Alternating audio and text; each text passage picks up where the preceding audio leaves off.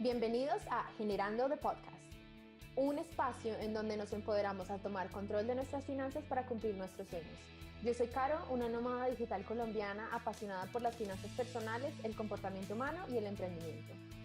Y yo soy Patti, venezolana viviendo en Estados Unidos, apasionada por las finanzas personales, por los viajes, estudiante y trabajadora a tiempo completo, pero por sobre todo, nueva podcaster.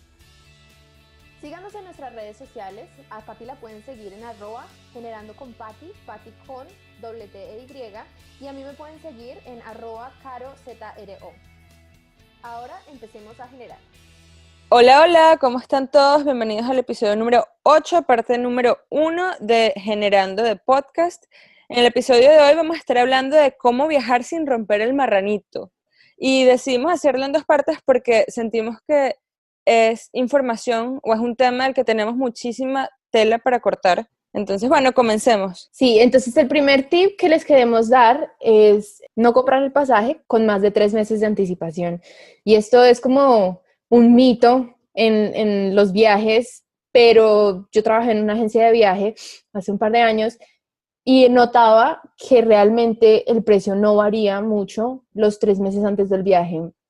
Incluso cuando hay personas que lo compran con 6, 7 meses de anticipación, creo que no lo puedes comprar con más de 9, pero si lo compras con 6, 7 meses de anticipación es un poco más costoso. Y a veces, o sea, esto no es para decirles que lo compren a última hora, pero a veces si lo compras con un mes, 2 meses o hasta una semana de anticipación, el vuelo a veces es hasta más barato porque ya están como intentando llenar los últimos puestos. Entonces, tal vez como una regla de oro, no comprarlo con más de 3 meses de anticipación. Sí, y en esto, hablando de cuándo comprar pasajes, creo que también deberíamos hablar de cómo y en qué sitios comprar los pasajes, ¿no? Están estos sitios web como Kayak, Skyscanner, en donde puedes estar chequeando los precios de los pasajes, y lo bueno de estos sitios es que ofrecen alertas de precios.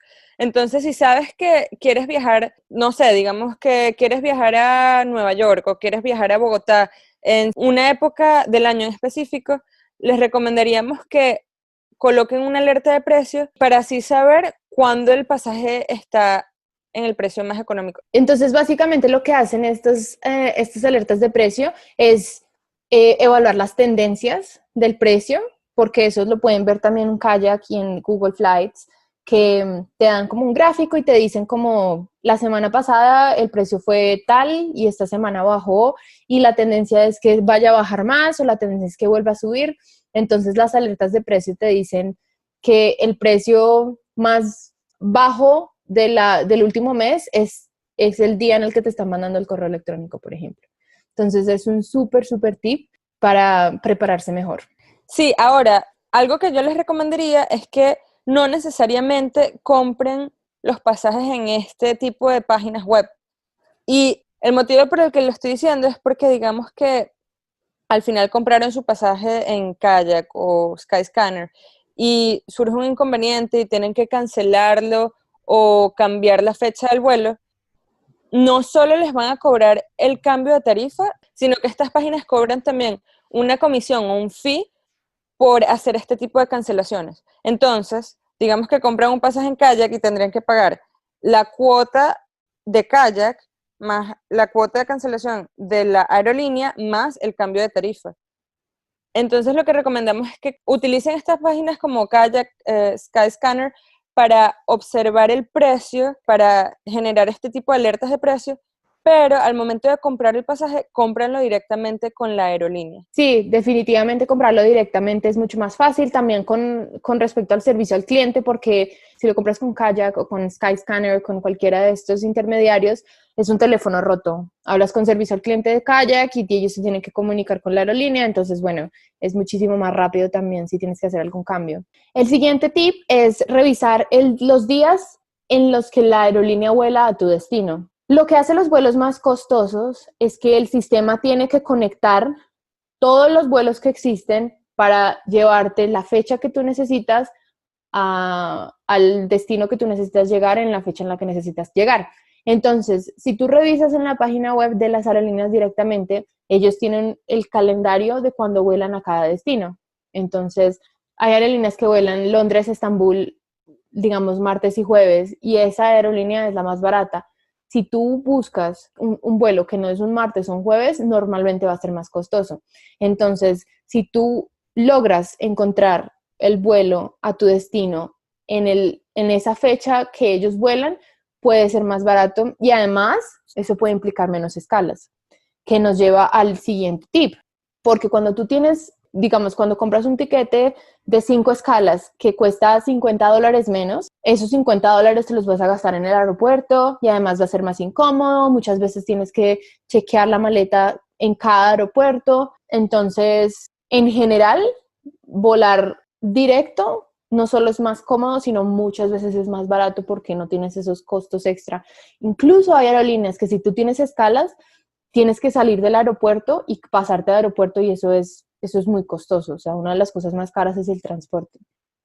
Sí, eso es una de las cosas súper clave, el cuento del precio, ¿no? Del pasaje y sopesar qué es más económico, ¿no? Si de verdad hacer un vuelo directo o un vuelo con escalas porque te estás ahorrando, entre comillas, no sé, 50, $100, que al final te lo estás gastando en comida, en los aeropuertos en los que vas a estar haciendo escala.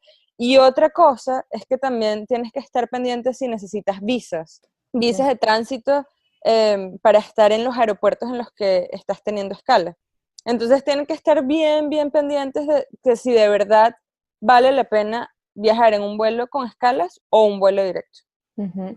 Pero bueno, digamos que si no encontraste un vuelo que es directo y sí tienes que tener obligatoriamente escalas para un vuelo de Latinoamérica a Asia, por ejemplo, normalmente no hay vuelos directos, asegúrate que sí tienes la visa de tránsito.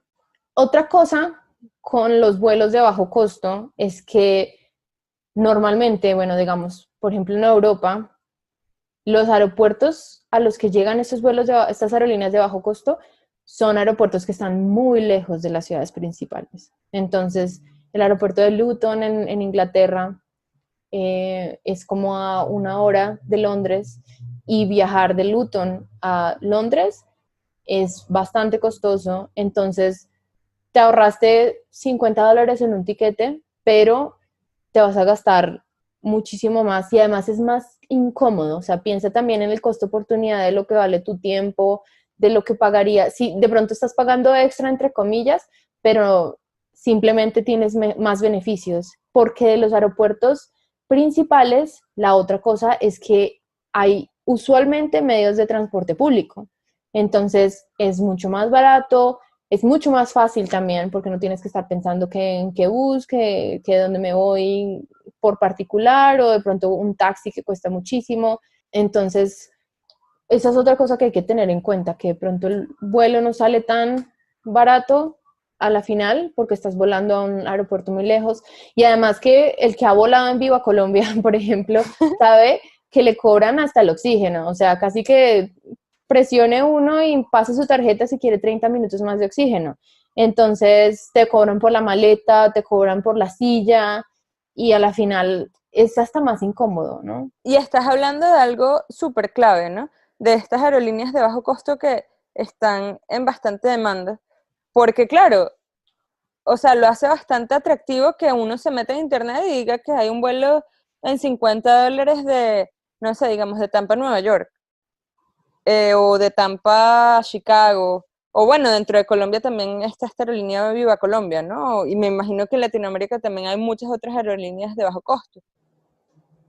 Pero es eso, que tienes que sopesar bastante bien si en realidad estás ahorrando dinero comprando pasajes con aerolíneas de bajo costo o al final te va a terminar siendo muchísimo más caro, ¿no?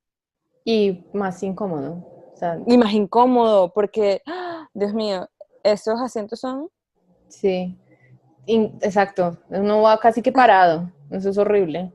Y otra cosa de la que estabas hablando que me gustaría también hacer un poquito de hincapié, estabas hablando del transporte público. Y muchas veces cuando uno va de viaje, yo creo que lo principal aquí es estar informado, ¿no? Y saber tener un plan de acción, ¿no? Una vez llegas a tu destino, ¿qué voy a hacer? ¿Cómo voy a llegar a el Airbnb? ¿Cómo voy a llegar al hostal? O a donde sea que tengo que llegar. Ujú. Porque es allí cuando puedes gastar muchísimo más dinero del que en realidad necesitas gastar. Entonces, asegúrate de saber cómo vas a llegar del aeropuerto a casa de tu amigo, al hostal, al Airbnb. Asegúrate de cuáles son las rutas de autobús o de metro para llegar directamente a esos lugares. Ujú. Yo recomendaría sinceramente no usar taxis, Uy, no, no. porque O son sea, costosísimos. a menos que ese sea el tipo de viaje que quieres hacer, ¿no? Claro, eso Nosotros estamos depende. hablando de viaje con presupuesto, pues un poco corto, ¿no? O sea, porque quieres conocer otro país, pero no sé, estás en luna de miel y de pronto te quieres coger un taxi, eso también es válido. Pero un taxi, un Uber de cualquier aeropuerto a un hotel, eso te va a costar un ojo de la cara, solamente porque es el aeropuerto. O sea, siempre hay recargo, siempre hay recargo. No he ido a un lugar en el que yo diga, voy a averiguar cuánto me cuesta un taxi y no me digan que hay un recargo de X cantidad porque es el aeropuerto. Y hay mucha facilidad para encontrar transporte público. Digamos, yo me acuerdo que cuando estaba en Europa yo me movía mucho con una aplicación que se llama Citymapper y con otra aplicación que se llama Moovit, Moovit. Fueron mi salvación y te dicen hasta el tiempo en el que va a llegar el bus, entonces así puedes planear más o menos tu ida y tu vuelta. Entonces, si estás planeando en usar transporte público, asegúrate que el vuelo no llegue muy tarde o no llegue muy temprano, sino que también llegue en el rango en el que el transporte público está funcionando. Sí, no, es que esto me parece súper clave. De hecho, ahorita cuando fuimos a Irlanda, que estábamos viajando de Irlanda a Suecia, agarramos un autobús desde el centro de la ciudad y costó solo 5 euros. O sea, el pasaje fueron 5 euros. Y si hubiésemos agarrado un taxi, hubiese sido, hasta 4 veces más costoso. Definitivamente. Y además que hay una ventaja grande en muchos países cuando tomas transporte público y es que tú puedes comprar pases semanales o pases mensuales dependiendo del tiempo que te vayas a quedar y normalmente con eso es un ahorro de dinero increíble. Sí, definitivamente. Y claro, estabas hablando en el pre-podcast acerca de bicicletas, ¿no? Que hay Ah, muchos sí. lugares, hay muchas ciudades ahorita que tienen un sistema de bicicletas brutal. Espectacular, sí. Orgullosamente en Medellín tienen también esto y eso me encanta, pero básicamente es un sistema en el que te permiten rentar una bicicleta, digamos en Londres, ahí te puedes rentar una bicicleta por 2 libras esterlinas, precio de 2016, pero es algo así súper barato, o sea, si son 3 libras, 4 libras, es muy barato y te puede servir muchísimo, porque bueno, en una ciudad como Londres o una ciudad como París, donde el transporte, a pesar de que no es tan costoso y puede ser asequible, sigue siendo pues algo que puede herir tus presupuestos si lo usas mucho y no tienes la oportunidad de conseguir un pase porque te vas a quedar 3 días o algo así. Una bicicleta que uno es súper chévere, es una forma muy divertida de ver la ciudad, te va a ayudar a ahorrar mucho dinero, crea experiencias muy lindas porque vas a poder tener acceso a lugares que de pronto en transporte público no puedes acceder y además es súper divertido. Sí, claro que también estamos súper claras que hay muchas ciudades en donde el transporte público no es el mejor y esto por lo menos es el caso aquí en Tampa, ¿no? Y Mm, claro, tú estás clarísima, ¿no? Que el transporte mm, público es una cosa que básicamente inexistente. mm. Me acuerdo que una vez yo estaba con una amiga desde USF, desde la universidad hasta downtown, nos tardamos 1 hora y media en transporte Sí, público. yo me he tardado hasta 2 horas, 2 horas y media. Mm, es Es una loquísimo. locura. Pero sé que ahorita hay una aplicación, ahorita todo es como, yo lo comparo todo como un Airbnb, ¿no? Ahora Mm, hay un Airbnb de carros, ujú. claro. Entonces la gente que, digamos, tiene un carro particular que no está usando, lo coloca en esta aplicación, lo rentas, es muchísimo más económico que alquilarlo en una de las empresas de alquiler de carros reconocidas. Y tienes esta opción, o sea, sale más económico, necesitas un carro, pues lo alquilas y lo tienes y están asegurados, o sea, funciona perfecto. De hecho, hace poco unos amigos vinieron a Florida y lo utilizaron y les encantó. Ujú. Entonces, siempre estén investigando y buscando estas opciones que les puede ahorrar bastante dinero, ¿no? Sí, y bueno, ya con este tip terminamos el episodio número 8, parte uno. Nos encanta, nos apasionan los viajes, entonces ese es un tema con el que nos podemos extender por días y tener anécdotas y darles tips de todos, pero entonces si algo se nos pasó y tienen todavía la pregunta, déjenos un comentario y nosotros estaríamos felices de responderles. A mí me pueden seguir en mis redes sociales como @carozro y a Patti la pueden seguir en @generandoconpatti, Patti con doble T e Y. El próximo viernes vamos a poner la parte 2 en la que vamos a hablar más acerca de hoteles y algunos otros tips generales y esperamos que les haya gustado el episodio, compártanlo y nos conectamos la próxima semana. Un besito, chao. Bye.